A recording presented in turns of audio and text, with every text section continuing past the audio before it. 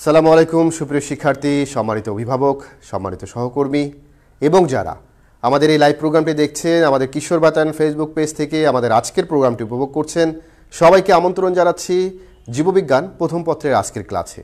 সুপ্রিয় শিক্ষার্থী বন্ধুরা, গত ক্লাসে আমরা আসলে নেটওয়ার্ক জনিত সমস্যার কারণে আমরা ক্লাসটি ভালোভাবে করতে পারিনি। তো যাই হোক, আজকে আমরা সেই ক্লাসটিকে পুনরায় সেখান থেকে আমরা স্টার্ট করছি ইনশাআল্লাহ। আজকে সকলেই তোমরা সাথে থাকবে এই প্রত্যাশা রেখে শুরু করছি আমাদের আজকের আলোচনা। সুপ্রিয় শিক্ষার্থী বন্ধুরা, আমরা আজকে জীববিজ্ঞান প্রথম পত্রের ঠিক দ্বিতীয় অধ্যায়ের প্রথম ক্লাসটি নিয়ে আমরা আজকে আলোচনা করব, কারণ গতদিনে আমাদের বেশ ইন্টারাপ্ট হয়েছিল। অনেক শিক্ষার্থী স্ক্রিন ব্লার হওয়ার কারণে অনেকে আসলে তোমরা দেখতে পাওনি, বিধায় আমরা আজকে এখান থেকে শুরু করছি। তো কে কোথায় থেকে কানেক্ট হয়েছো দ্রুত একটু জানিয়ে দাও। পাশাপাশি সুপ্রিয় শিক্ষার্থী বন্ধুরা, তোমাদের যে বন্ধুরা এখনও পর্যন্ত কানেক্ট হতে পারেনি তাদেরকে জানিয়ে দাও আমাদের আজকের ক্লাসটি শুরু হয়ে গেছে এবং আজকে আমরা খুব ইম্পর্টেন্ট একটা টপিক নিয়ে আলোচনা করব এবং যে টপিকটি আমরা গতকাল আলোচনা করতে চেয়েছিলাম সেখান থেকে আসলে আলোচনা করার চেষ্টা করব আমরা। সুপ্রিয় শিক্ষার্থী বন্ধুরা, আমরা আমাদের মূল আলোচনায় চলে যাই এবং এখন তোমাদেরকে ফর্মালি স্বাগত জানাচ্ছি আমাদের আজকের ক্লাসে। সুপ্রিয় শিক্ষার্থী, এখন পর্যন্ত যারা আমার সাথে ইন্ট্রোডিউস হয়নি, অর্থাৎ আজকে আমার সাথে যাদের ক্লাসটি একেবারেই প্রথম, তাদের জন্য বলছি আমি কাউসার হাওলাদার, সহকারী অধ্যাপক, vice principal, Cambrian school and college এবং ক্যাম্ব্রিয়ানের একটি স্মার্ট ক্লাসরুম থেকে তোমাদের সাথে কানেক্ট হয়েছি।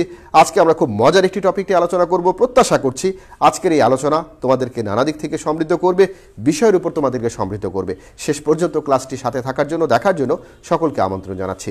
সুপ্রিয় শিক্ষার্থী বন্ধুরা, আমরা গত ক্লাসেই একেবারে ঠিক বোঝার চেষ্টা করেছিলাম যে একটি বীজ, যে বীজ থেকে ধীরে ধীরে একটি চারা গাছ বড় বটবৃক্ষে রূপান্তরিত হয়।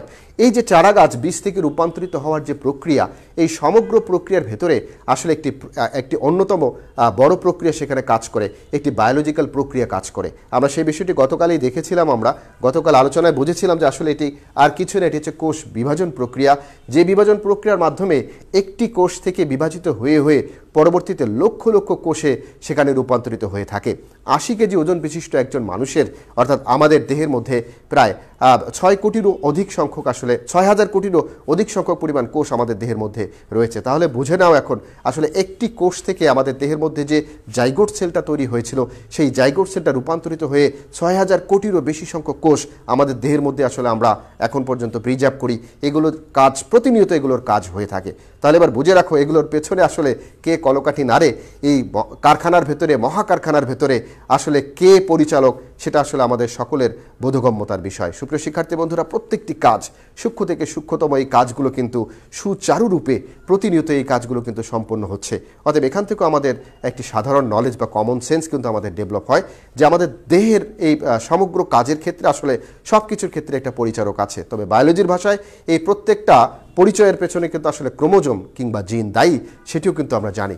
সুপ্রিয় শিক্ষার্থী বন্ধুরা, আজকে আমরা এই ধরনের বিষয়বস্তু নিয়েই আসলে আলোচনা করব যে কোষ বিভাজনের ক্ষেত্রে এই যে একটি কোষ থেকে একটি বটবৃক্ষে রূপান্তরিত হওয়ার, একটি বড় বৃক্ষে রূপান্তরিত হওয়ার যে প্রক্রিয়া, সেটি আসলে কোষ বিভাজন ছাড়া আর কিছুই নয়। আমরা গতদিনে আলোচনায় দেখেছিলাম যে এখানে কি ঘটে, একটি কোষ থেকে বিভাজিত হয়ে দুটি কোষে রূপান্তরিত হয়। এটি কি এমনি এমনি ঘটে? না, এটি একটি সুনিয়ন্ত্রিত প্রক্রিয়া, যে প্রক্রিয়া কোষের অভ্যন্তরে ঘটে থাকে, যে প্রক্রিয়া একটি কোষ চক্রের ভিতর দিয়ে ঘটে থাকে, যাকে আমরা সেল সাইকেল বলে থাকি। এখানে মেইনলি 3টি ফেজের ভিতর দিয়ে এই প্রক্রিয়াটা হয়ে থাকে। আসলে এখানে পড়ার বিষয় না, আমরা একটু পরে মূল জায়গায় গিয়ে মূল আলোচনার মধ্যে আমরা সেই বিষয়গুলোকে নিয়ে আসার চেষ্টা করি। সুপ্রিয় শিক্ষার্থী বন্ধুরা, এবার আমরা একটু খেয়াল করে দেখছি যে এই সামগ্রিক প্রক্রিয়াটা আর কিছুই নয়, এটি হচ্ছে একটি কোষ বিভাজন প্রক্রিয়া। এবং আমরা গতদিনই আসলে শিখন ফলগুলো দেখেছিলাম যে এখানে যে শিখন ফলগুলো আছে, এই পাঠ শেষে শিক্ষার্থীরা কি করতে পারবে, যে কোষ বিভাজন কি, মূলত সেই বিষয় সম্পর্কে আমাদের আগে এর সংজ্ঞাটা জানা দরকার। এবং গতদিন আমরা সংজ্ঞা জেনেছি। ঝটপট কমেন্ট বক্সে একটু জানিয়ে দাও যে কোষ বিভাজন কাকে বলে, সেই বিষয়টা তোমরা আসলে বলতে পারবে, যে সেটি ঝটপট কমেন্ট বক্সে বলে দাও। অ্যামাইটোসিস এবং মাইটোসিস কোষ বিভাজন প্রক্রিয়া, দুই ধরনের কোষ বিভাজন প্রক্রিয়া নিয়ে আমরা আলোচনা করব। যদি কোষ বিভাজনের আরও প্রকারভেদ রয়েছে, কোষ বিভাজনের আরও ভিন্ন প্রক্রিয়া রয়েছে, সেটি হয়তো আজকের ক্লাসে আলোচনা করতে পারবো না। আমরা এই দুটো বিষয় নিয়ে আলোচনা করার চেষ্টা করব আজকে। পাশাপাশি আমরা দেখে নিতে চাচ্ছি যে কোষ চক্র ব্যাখ্যা করতে পারবে। তো এখানে কোষ চক্র কি সেই বিষয়টা আমরা আসলে এখানে ব্যাখ্যা করার বিষয়টা আমরা একটু দেখে নেব।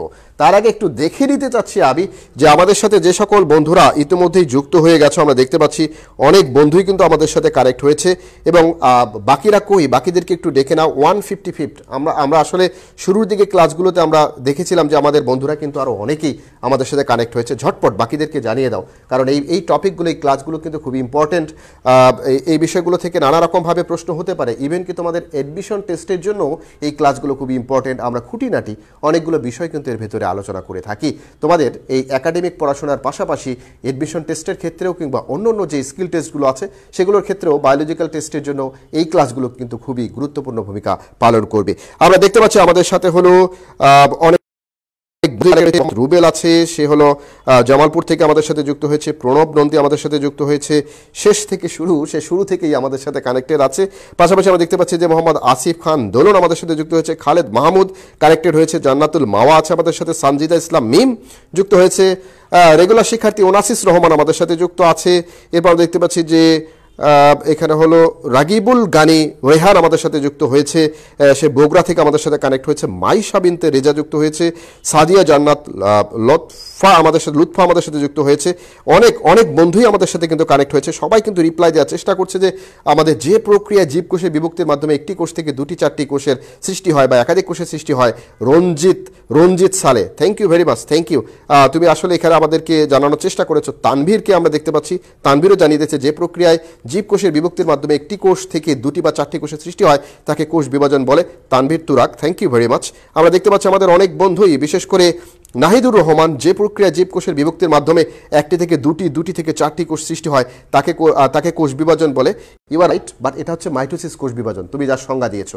আমরা আসলে সামগ্রিকভাবে কোষ বিভাজনের সংজ্ঞাটা একটু দেখে নেওয়ার চেষ্টা করি এখানে এক ঝলকে, এক পলকে। সুপ্রিয় শিক্ষার্থী বন্ধুরা একটু খেয়াল করে দেখে নাও, আমরা এক ঝলকে দেখে নেওয়ার চেষ্টা করি যে প্রক্রিয়ায় একটি কোষ থেকে একাধিক কোষের সৃষ্টি হয়ে থাকে তাকে আমরা কোষ বিভাজন প্রক্রিয়া বলেছি। এখানে আমরা দেখতে পাচ্ছি যে একটি কোষ থেকে এই কোষটা বিভাজিত হয়ে শেষ পর্যন্ত এর ভেতরে নানা রকম জৈব রাসায়নিক অ্যাক্টিভিটির ভিতর দিয়ে বিভাজিত হয়ে থাকে। এর ভিতরে নানা রকম পর্যায়ে, অর্থাৎ আমরা প্রোফেজ, মেটাফেজ, বেটাফেজ, অ্যানাফেজ, টেলোফেজ, এই জাতীয় যে পর্যায়গুলো আছে, পর্যায়ক্রমিক অনেক ধরনের অ্যাক্টিভিটির ভিতর দিয়ে, ধাপের ভিতর দিয়ে কোষ বিভাজন শেষ পর্যন্ত ক্যারিওকাইনেসিসের মাধ্যমে 2টি কোষ বিভক্ত হয়ে একটি কোষ থেকে 2টি কোষে রূপান্তরিত হয় বলে তোমরা জানো। সুপ্রিয় শিক্ষার্থী বন্ধুরা আমরা দেখতে পাচ্ছি যে এখানে আমাদের অনেক বন্ধুই রিপ্লাই দেওয়ার চেষ্টা করেছে। আসলে অনেক দিন পর তোমাদের সাথে ক্লাসটা জমে উঠেছে বলে আমি বিশ্বাস করি, কারণ তোমাদের এই রিপ্লাইগুলো আমাদেরকে নানা রকমভাবে পুলকিত করে, আমাদেরকেও ইন্সপায়ার করে যে আমাদের শিক্ষার্থীরা আমাদের সাথে এই ধরনের কোলাবোরেটিভ অ্যাক্টিভিটির সাথে আছে। তো যাই হোক, আমরা এখানে দেখতে পাচ্ছি যে রাজিন সালে স্যার, আসলে রাজিন সালে তুমি যে ফন্টে লিখেছো সেই ফন্টটা পড়তে একটু কষ্ট হয়, সিম্পল ফন্টে তোমার নামটা লিখলে বেটার হয়ে থাকে। আমরা যে প্রক্রিয়ার মাধ্যমে একটি কোষ থেকে একাধিক কোষের সৃষ্টি হয়ে থাকে, মাইশা আমাদেরকে আসলে উত্তর জানিয়ে দিয়েছে। পাশাপাশি হলো Tresa Das, Comilla government women's college থেকে আমাদের সাথে কানেক্ট হয়েছে। আবার ব্লার হয়ে গেছে, এনিহাউ আমি একটু হেল্প চাচ্ছি আমার সহকর্মী সাব্বির স্যারের কাছ থেকে যে আবার কেন ব্লার। আসলে নেটওয়ার্কের এই সমস্যাগুলো বুঝতে পারছি না, প্রত্যাশা করছি খুব সহসাই ঠিক হয়ে যাবে। আমার এখানে আমি ব্লার দেখতে পাচ্ছি, এখানে আশা করছি ঠিক হয়ে যাবে। তো যাই হোক, এরপর আমরা দেখতে পাচ্ছি আমাদের সাথে অনেক বন্ধুই কিন্তু ব্লু হয়েছে না, ব্লার হয়েছে। সাইম আমাদেরকে আসলে বলে দিচ্ছে ঠিক হয়ে গেছে, অনেকটাই ঠিক হয়েছে এবং অনেকটা ঠিক হবে বলে বিশ্বাস করছি। একটু সাথেই থাকো, আশা করছি আমরা আমাদের এই ধারাবাহিক আলোচনার ভেতর দিয়ে আশা করছি এই বিষয়টা ঠিক হয়ে যাবে। অনেকটাই ঠিক হয়ে গেছে, আমি আমার স্ক্রিনে দেখতে পাচ্ছি যে অনেকটাই ঠিক হয়ে গেছে। তো সুপ্রিয় শিক্ষার্থী বন্ধুরা চলো ঝটপট আমরা আমাদের মূল আলোচনায় চলে যাই। গতদিনেও আমরা আলোচনা করেছি যে কোষ বিভাজন যে প্রক্রিয়াটা আছে সেটি আসলে একটি দৈহিক বৃদ্ধি এবং প্রজননের অত্যাবশ্যকীয় প্রক্রিয়া। না হলে কিন্তু একটি ছোট ভ্রূণেই থেকে যেত, ভ্রূণ থেকে কখনো মানুষ তৈরি হতো না। না হলে কিন্তু একটি জাইগোট সেল, অর্থাৎ পুং গ্যামেট এবং স্ত্রী গ্যামেটের মিলনের ফলে যে জাইগোটটি তৈরি হয়, জাইগোটেই থেকে যেত, এরপর আর কোনো প্রজন্ম তৈরি হতো না, কিংবা তার পরবর্তীতে ধাপে আর কোনো প্রাণী তৈরি হতো না, কিংবা উদ্ভিদ তৈরি হতো না, আমরা এটা জানি। অতএব এগুলো দৈহিক বিভাজন প্রক্রিয়ার ক্ষেত্রে যেমন গুরুত্বপূর্ণ, পাশাপাশি এখানে আরও গুরুত্বপূর্ণ আমাদের প্রজনন কিংবা বংশধারার গতি রক্ষার ক্ষেত্রেও। সুপ্রিয় শিক্ষার্থী, আমরা গতদিনে এরকম একটি আলোচনা দেখেছিলাম এবং আমরা এটাও আলোচনা করেছিলাম যে এখানে হচ্ছে যে 1882 সালের কথা আমরা বলেছিলাম যে ওয়াল্টার ফ্লেমিংয়ের কথা আমরা বলেছিলাম, যিনি সর্বপ্রথম কোষ বিভাজন টার্মটা ব্যবহার করেন এবং প্রত্যক্ষ করেন। কোথায় প্রত্যক্ষ করেন? সামুদ্রিক স্যালামান্দার এই প্রাণীর ভেতরে গবেষণা করতে গিয়ে উনি প্রত্যক্ষ করেন যে আসলে এখানে কোষ বিভাজন প্রক্রিয়া সর্বপ্রথম যে বিভিন্ন উদ্ভিদ বা জীব দেহের মধ্যে, প্রাণী দেহের মধ্যে যে কোষ বিভাজন হয়ে থাকে উনি সর্বপ্রথম প্রত্যক্ষ করেন। বিধায় বিভিন্ন সময় আসলে পরীক্ষায় ওনার নামটি কিংবা ওনার সালটি কিংবা উনি কোন জায়গা থেকে, কোন প্রাণী থেকে এটা আবিষ্কার করেছেন সেটি পরীক্ষায় আসে। অতএব যারা একটু মোটামুটি বুঝতে পেরেছো যে কোন জায়গা থেকে প্রশ্ন হতে পারে, নিশ্চয়ই তোমরা এই জায়গাগুলো ধরতে পেরেছো। আমরা গতদিনে আলোচনা করেছিলাম যে আমাদের প্রিয় ক্রিকেটার সাকিব আল হাসানের পরিবারের এখানে ছবি দেখতে পাচ্ছি। খুব হাসি খুশি একটা পরিবার, খুব সুখী একটা পরিবারকে আমরা এখানে দেখতে পাচ্ছি।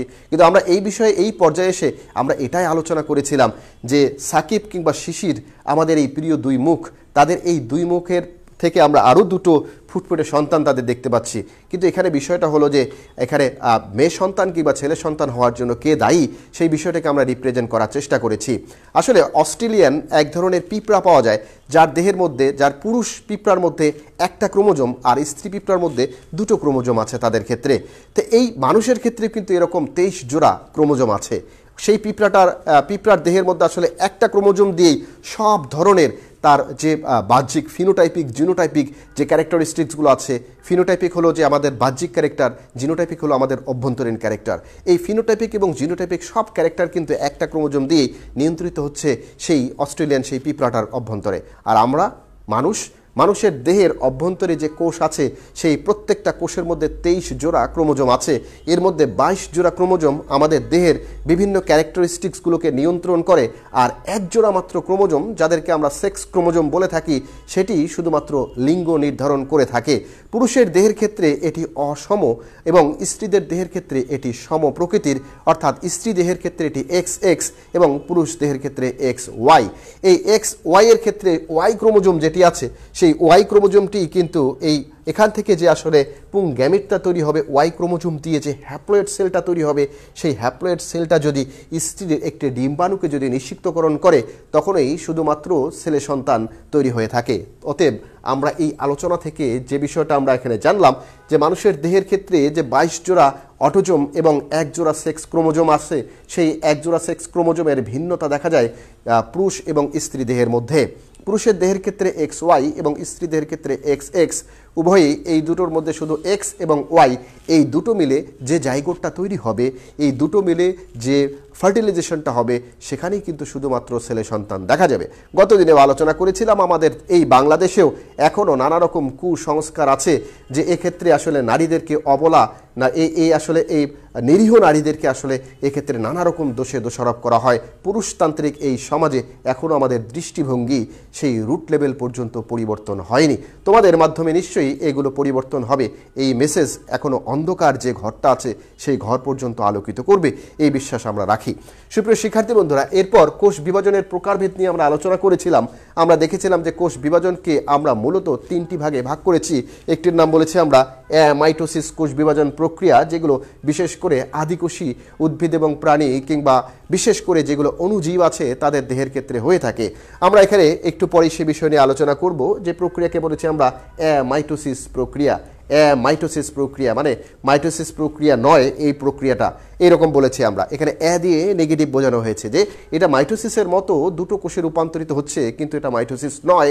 এই জন্য বায়োলজিক্যাল টার্ম যেখানে আসবে বুঝবা সেটা নাবোধক শব্দে ব্যবহৃত হয়ে থাকে।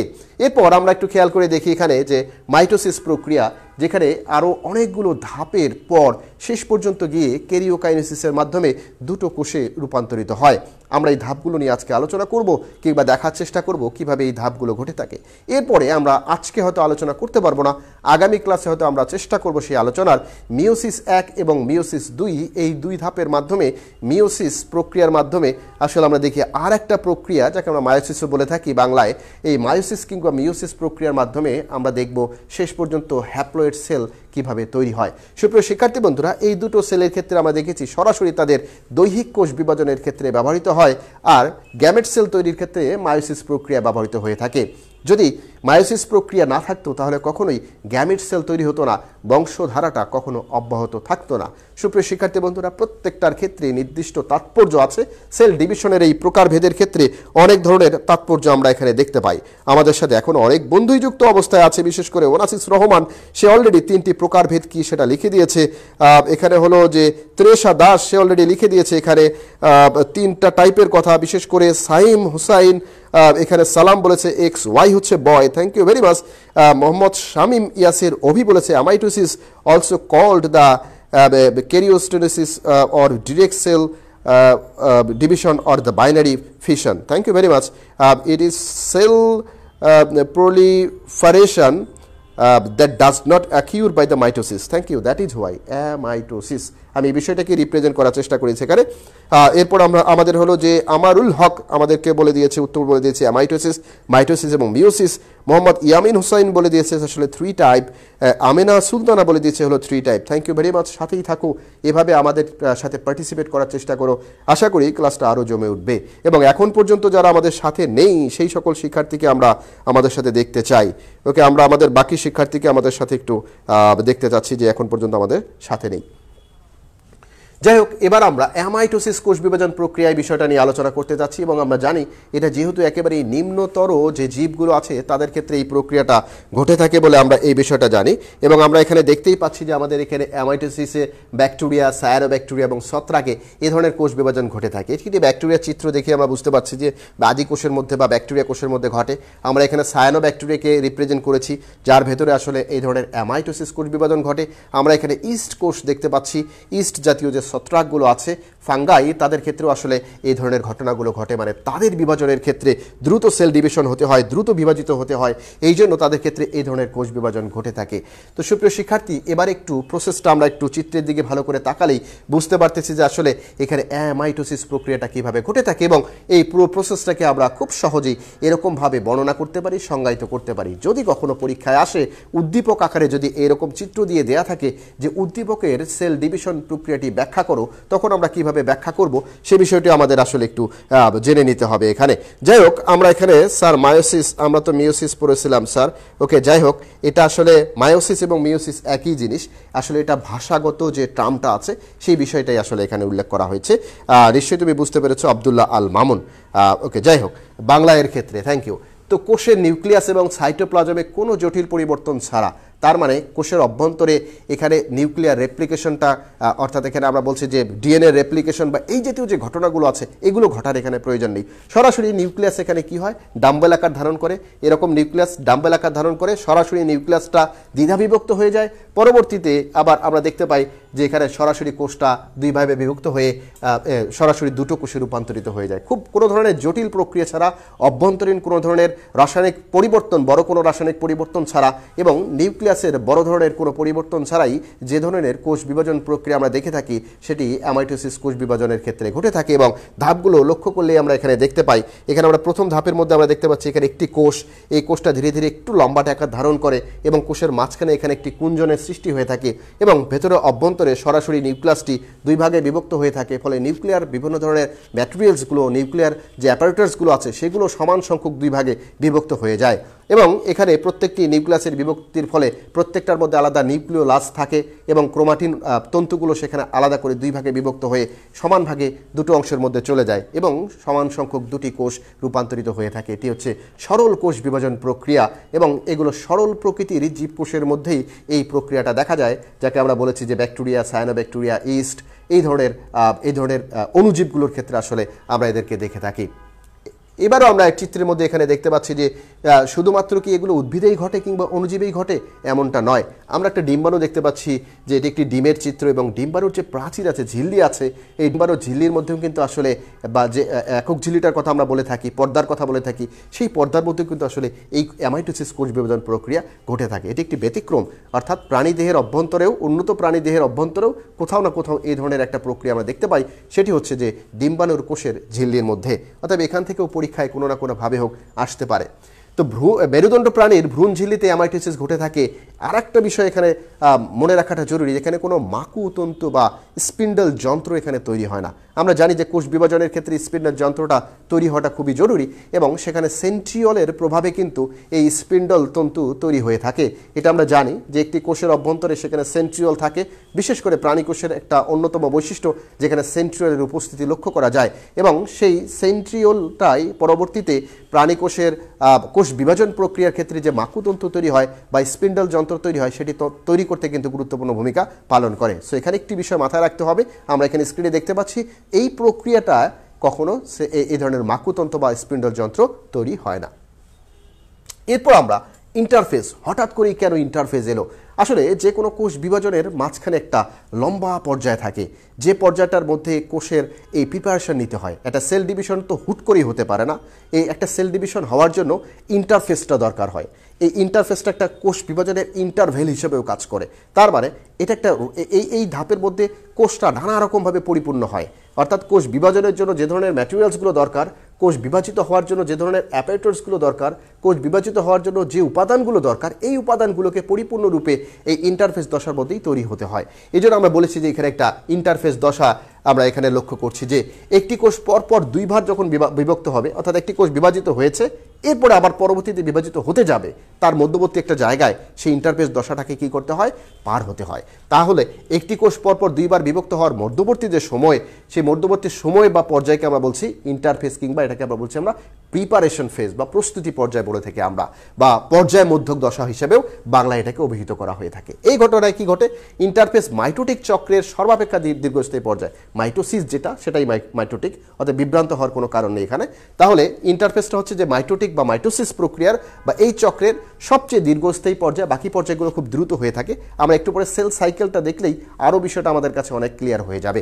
তা আমরা এরপরে যে এই দশায় নিউক্লিয়াসের অভ্যন্তরে ঘটে থাকে এবং এখানে ক্রোমোজোমগুলি সুতার মতো আকার ধারণ করে এবং এমনভাবে জড়িয়ে থাকে যে এদের পরস্পর থেকে পৃথক করা সম্ভব হয় না। এই জায়গা থেকে পরস্পর থেকে পৃথক করা সম্ভব হয় না।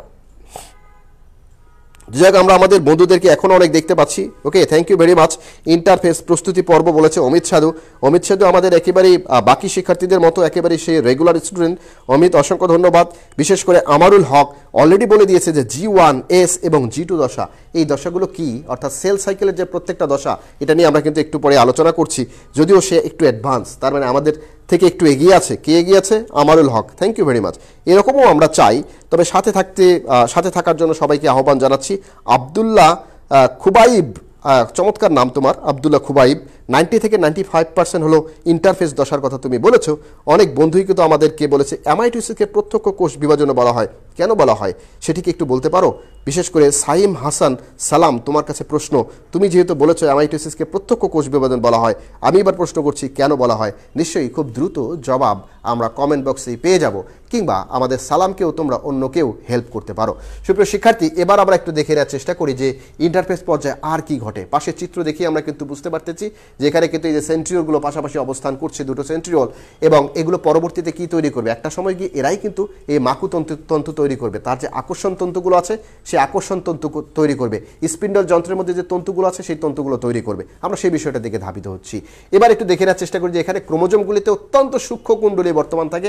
পাশের চিত্রের মধ্যে আমরা সেই বিষয়টা দেখতে পাচ্ছি, কারণ ক্রোমোজোম যদি কুণ্ডলিত হতে না পারে, এখানে সূক্ষ্ম যে এখানে কুণ্ডলীর কথা আমরা বলেছি, পরবর্তীতে কিন্তু এই ক্রোমোজোমগুলোর ক্ষেত্রে ডিএনএ রেপ্লিকেশন ঘটতে হয়। ক্রোমোজোমের মধ্যেই ডিএনএর অবস্থান, আমরা জানি ক্রোমোজোমের মধ্যেই জিনের অবস্থান, যেখানে আমরা লোকাস বলে থাকি, সেই জায়গার মধ্যে কিন্তু জিনের অবস্থান বা ডিএনএর অবস্থানগুলো, সেই ডিএনএগুলোকে কিন্তু এখানে কী হতে হবে?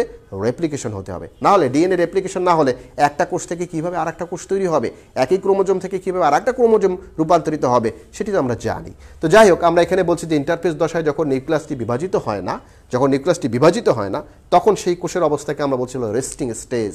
এই জায়গাকে বলছি আমরা রেস্টিং স্টেজ, এবং নিউক্লিয়াসটিকে আমরা বলছি যে রেস্টিং নিউক্লিয়াস। অনেক সময় পরীক্ষায় আসতে পারে রেস্টিং স্টেজ কি, ইন্টারফেস দশার অভ্যন্তরে রেস্টিং স্টেজ কখন দেখা যায়, রেস্টিং নিউক্লিয়াস বলতে কি বোঝায়? এই ধরনের প্রশ্নগুলো যারা একটু বুঝে ফেলেছো তারা তো অবশ্যই এই প্রশ্নগুলোকে প্রশ্ন আকারেই ট্রিট করেছো বা ধরে নিয়েছো যে কী ধরনের প্রশ্ন হতে পারে। এবার আমরা একটা কোষ চক্র এখানে দেখার চেষ্টা করি আমরা। আগে এই জিনিসটা আগে বুঝে নেওয়ার চেষ্টা করি আমরা। এটি একটি সেল সাইকেল। কোষ চক্রটা কি? আসলে একটি কোষ তো আর কোষ আকারে থাকে না। কোষকে কন্টিনিউয়াস কি হতে হয়? তার প্রয়োজনে বিভাজিত হতে হয়। আমাদের দেহের মধ্যে অনেক অসংখ্য কোষ আছে যেগুলো কন্টিনিউয়াস তাদেরকে বিভাজিত হতে হচ্ছে, এবং অনেক কোষ ক্ষয়প্রাপ্ত হয়ে যায়, তাদেরকে রিজেনারেট হতে হচ্ছে। এই ক্ষেত্রে আমরা দেখে থাকি যে কোষের এই কোষ সাইকেলের ভেতর দিয়েই আসলে কোষ বিভাজন প্রক্রিয়াটা এখানে continue.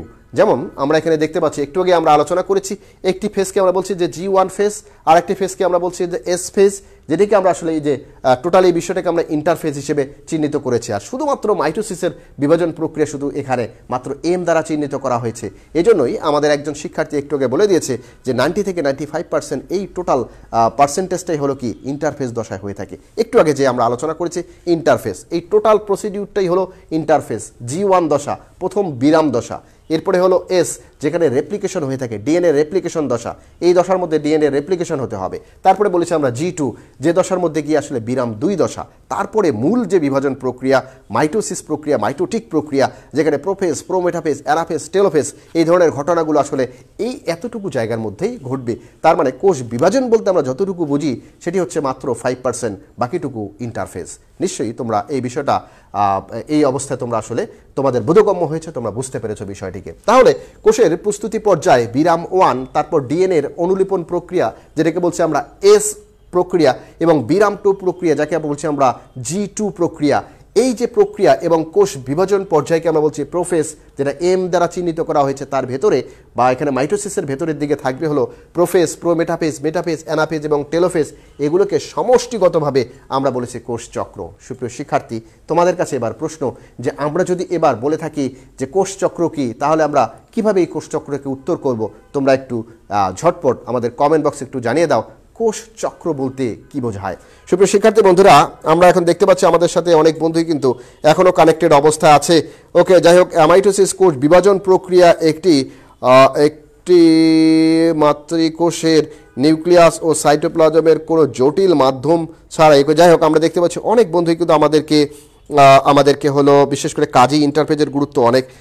Thank you very much. আমাদেরকে বলেছে, বিশেষ করে আমারুল হক আবার বলে দিয়েছে যে কাজী স্যার আজকে প্রথম আপনার ক্লাসটা সম্পূর্ণ লাইভ করতেছি। Thank you very much. বিশেষ করে হলো সঞ্জিদা আক্তার, ওয়েলকাম। এখানে আমরা দেখতে পাচ্ছি মোহাম্মদ ইয়ামিন সঞ্জিদা রিপ্লাই করেছে। ওকে, থ্যাংক ইউ ভেরি মাচ ইয়ামিনকে, অসংখ্য ধন্যবাদ। স্যার বোর্ড পুরো দেখা যায় না, যখন বোর্ডের দরকার তখন আমি বোর্ডেই তোমাকে দেখাবো।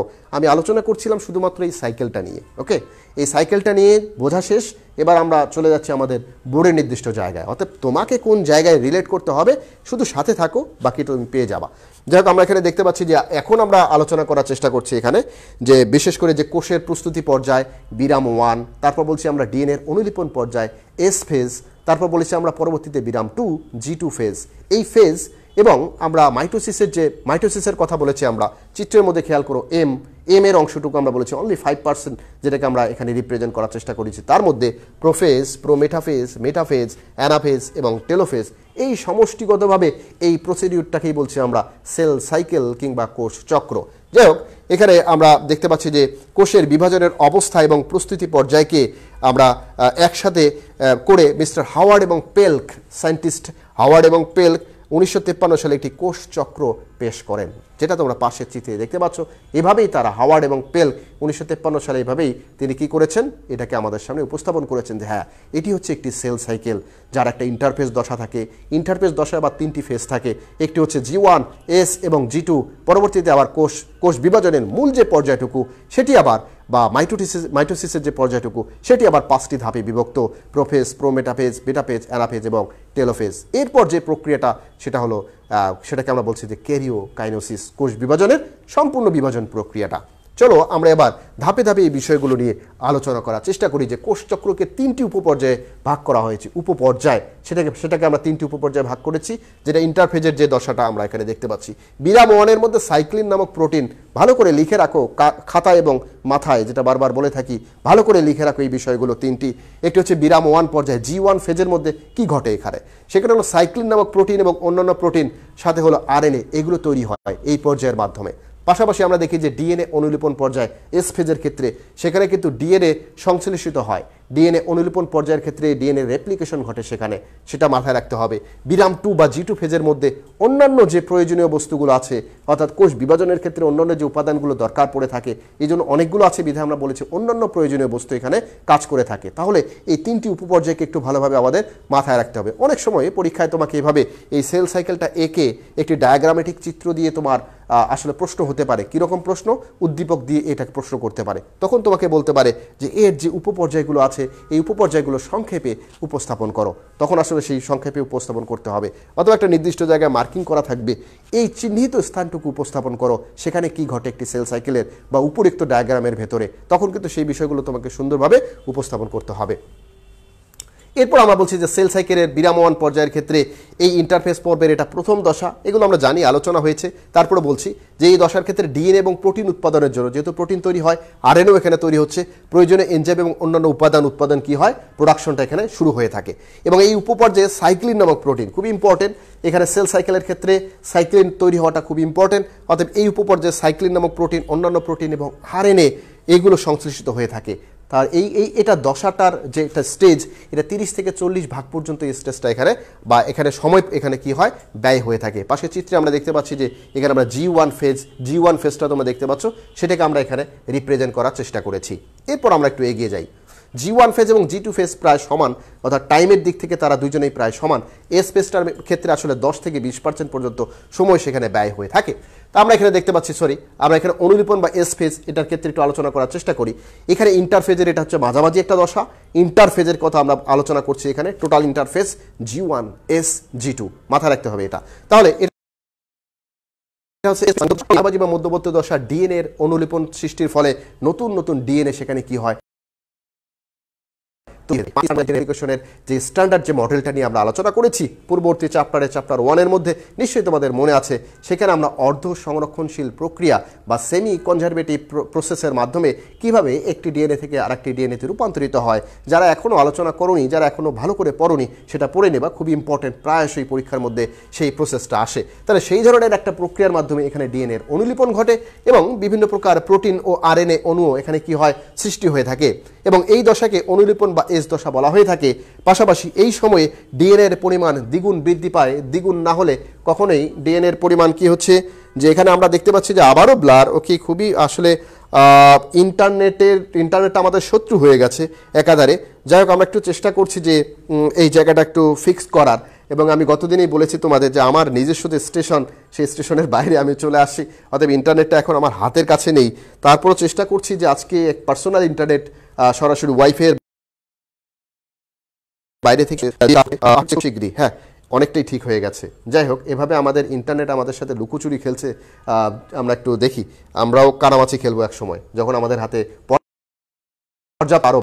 এক সময় ইন্টারনেটের সাথে কানামাছি খেলবো। এনিওয়ে, এখন clear, thank you very much. Saima already আমাদেরকে বলে দিয়েছে, সাইমা বিনতে রুহি, যে এখন অনেকটাই ক্লিয়ার। ওকে, আব্দুল্লাহ খুবাইব, সে বলেছে ওকে ক্লিয়ার, বোঝা যাচ্ছে না। বুশরাত রেজা, বৃষ্টি, এখন তো ক্লিয়ার নাকি? নেট প্রবলেম স্যার, নেট কিছুটা প্রবলেম স্যার, ভয়ঙ্কর ব্লার। ওকে, জুবাইর বলেছে ভয়ঙ্কর ব্লার। না, ব্লার কখনো ভয়ঙ্কর হয় না, কিছু কথা তো শোনা যাচ্ছে। এখন ক্লিয়ার আছে, একটু ভালো করে দেখে নাও। আমি নিজেও দেখতে পাচ্ছি যে এখন অনেকটাই ক্লিয়ার। রাইট, আমেরা সুলতানা, ঠিক বলেছেন স্যার। হ্যাঁ, আমি তো ঠিক বলারই চেষ্টা করি। Okay, thank you very much. Sound problem হচ্ছে। সাউন্ড ঠিক আছে, সাউন্ড ঠিক আছে, একটু দেখো। সৌরভ আহমেদ, আর একবার কি একটু দেখবে সাউন্ড, বাকিরা কি একটু আওয়াজ দেবে সাউন্ড ঠিক আছে কিনা? বাকিরা একটু ঝটপট বলে দাও, সাউন্ড ঠিক আছে কিনা। সৌরভ যেহেতু বলেছে ওকে ক্লিয়ার, আমরা বিশেষ করে যে মাজহারুল ইসলামের কাছ থেকে পেয়েছি clear, Sourav Ahmed clear. Okay, thank you very much, all clear now. Right, তাহলে আমরা এখন একটু ওই সেল সাইকেল ধরে আলোচনা করছিলাম। আমরা এখন যে পর্যায়ে আছি, ইন্টারফেজের মাঝামাঝি পর্যায়ে, অর্থাৎ ইন্টারফেজের ইন্টার পর্যায়ে আছি, এটা আমরা বলতে পারি, তাই না? মধ্যবর্তী পর্যায়ে, ইন্টারমিডিয়েট পর্যায়ে। যাই হোক, আমরা এখানে বললাম যে এখানে আসলে ডিএনএটা আগে দ্বিগুণ হতে হয়। কেন হতে হয়? একটা কোষ তৈরি হতে হবে। যদি ডিএনএটার দ্বিগুণ না হয়, তাহলে কিভাবে আর একটা নিউক্লিয়াস, সেখানে নিউক্লিয়াসটা বিভাজিত হয়ে কিভাবে সমান সংখ্যক আমরা এটাকে বলছি ইকুয়েশনাল ডিভিশন, অর্থাৎ মাইটোসিস ডিভিশনকে বলেছি আমরা ইকুয়েশনাল ডিভিশন। সমানভাবেই সমীকরণিক বিভাজন এখানে হতে হবে। দ্যাট ইজ ওয়াই এখানে আমরা দেখতে পাচ্ছি যে ডিএনএর পরিমাণ দ্বিগুণ বৃদ্ধি পায়, পাশাপাশি ক্রোমোজোমের দৈহিক বৃদ্ধি ঘটে থাকে। 30 থেকে 50% সময় এখানে কি হচ্ছে, ব্যয় হচ্ছে। এখানে আমরা একটু দেখে থাকি যে বিরাম পর্যায়ে আমি আগে সম্ভবত বলেছিলাম তোমাদের এখানে হলো যে 30 থেকে 50% সময় এখানে ব্যয় হবে। ওকে, এই বিষয়টা একটু মনে রাখতে হবে। এরপর যে বিরাম 2 পর্যায়ে বা G2 দশা, অনুলিপন দশার পর মাইটোটিক বিভাজন শুরু হওয়া পর্যন্ত সময়কে G2 দশা বলা হয়ে থাকে এবং এই দশায় সাইটোপ্লাজম এবং অন্যান্য যে দানাদার উপাদানগুলো আছে কোষের অভ্যন্তরে এই বস্তু সময়ের এখানে উৎপত্তি ঘটে। পাশাপাশি যে উৎপত্তি সংক্রান্ত বিপাকীয় যে মেটাবলিক যে অ্যাক্টিভিটিগুলো আছে সেই অ্যাক্টিভিটিগুলো চলতে থাকে এবং এটা নিউক্লিয়াসের অভ্যন্তরে এই ঘটনাটা ঘটতে থাকে। নিউক্লিয়াসের আয়তন বেড়ে যায়, এখানে আসলে দাড়িটা হবে না, নিউক্লিয়াসের আয়তনটা বেড়ে যায়, কোষ তখন প্রচুর এটিপি এবং প্রোটিন অণুতে পূর্ণ থাকে। অর্থাৎ যেহেতু এই ফেজের পরেই আসলে মাইটোসিস ঘটবে, অর্থাৎ কোষকে এখন সম্পূর্ণরূপে পরিপূর্ণ হতে হয়, পরিপূর্ণ থাকতে হয়, সব উপাদান মিলে এখন কোষকে রেডি থাকতে হয়। তারপর বলে যে কোষ I am ready, now start the mitosis cell division. তারপরে আসলে ডিভিশনের বিষয়গুলো ঘটতে থাকে এবং এখানে একটা নির্দিষ্ট টাইম পর্যন্ত আমরা দেখে থাকি। এরপর আমরা আসলে এম দশা মাইটোসিস কোষ বিভাজনের বাকি দশাগুলো নিয়ে এখন ধারাবাহিকভাবে আলোচনা করব। কাগজ কলম নিয়ে নিশ্চয়ই তোমরা তৈরি আছো, চলো আমরা দেখে নেই। প্রোপেজ থেকে আমরা স্টার্ট করার চেষ্টা করি এবং ধারাবাহিকভাবে এই ধাপগুলোর নাম তোমরা নবম দশম শ্রেণীতেও পড়ে আসছো। এই প্রক্রিয়াটা তোমরা নবম দশম শ্রেণীতে মোটামুটি খুব ভালোভাবে তোমরা রপ্ত করেছো। আজকে আমরা এই ইন্টারমিডিয়েটে এসে একাদশ শ্রেণীতে এসে কিভাবে এই বিষয়টাকে এক্সপ্লেইন করব, নিশ্চয়ই নবমের মতো করে দশমের মতো করে এক্সপ্লেইন করলে হবে না। পুরো ধাপগুলো নিয়ে সুন্দরভাবে চিত্র এঁকে চমৎকার করে তোমার বক্তব্য উপস্থাপন করলেই শুধুমাত্র সেখানে চমৎকার নম্বর পাওয়ার সুযোগ রয়েছে। যাই হোক, আমরা এখানে একটু দেখে নেওয়ার চেষ্টা করি যে মাইটোসিস কোষ বিভাজন প্রক্রিয়া সরাসরি এটাকে আমরা বলছি হলো এরকম। এই কোষ বিভাজনকে সমীকরণিক বা ইকুয়েশনাল ডিভিশন বলা হয়ে থাকে।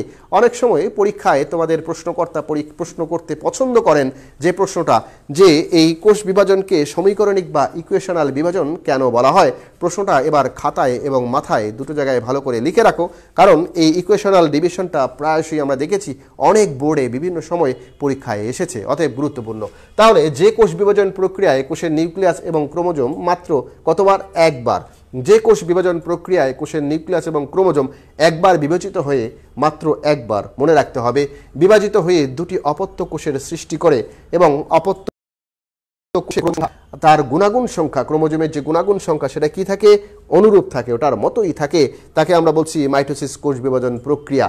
এই সংজ্ঞা থেকেই কিন্তু পরবর্তীতে যে বিষয়টাকে কেন ইকুয়েশনাল ডিভিশন বলা হয় সেটা সহজেই কিন্তু আমরা বুঝতে পারি। তারপরও কতিপয় শিক্ষার্থী আমাদের এই বৈশিষ্ট্যগুলো একটু দেখে নিলে কিন্তু আমরা সহজেই এই বিষয়টাকে উপস্থাপন করতে পারবো কেন ইকুয়েশনাল ডিভিশন বলা হয়। চলো আমরা বৈশিষ্ট্যগুলো একটু খাতায় লিপিবদ্ধ করি। সুপ্রিয় শিক্ষার্থী, আমরা দেখতে পাচ্ছি একটি কোষ থেকে সমান সংখ্যক দুটি কোষ এবং দুটি ক্রোমোজোমের নিউক্লিয়াসের মধ্যে ক্রোমোজোমের গুণাগুণ, ক্রোমোজোমের সংখ্যা সবকিছু ঠিকঠাক রয়েছে। আমরা এই পর্যায়ে দেখতে পাচ্ছি আমাদের সাথে কিন্তু অনেক আবারও ব্লার হয়েছে স্যার, এখন ঠিক আছে, এখন ঠিক আছে।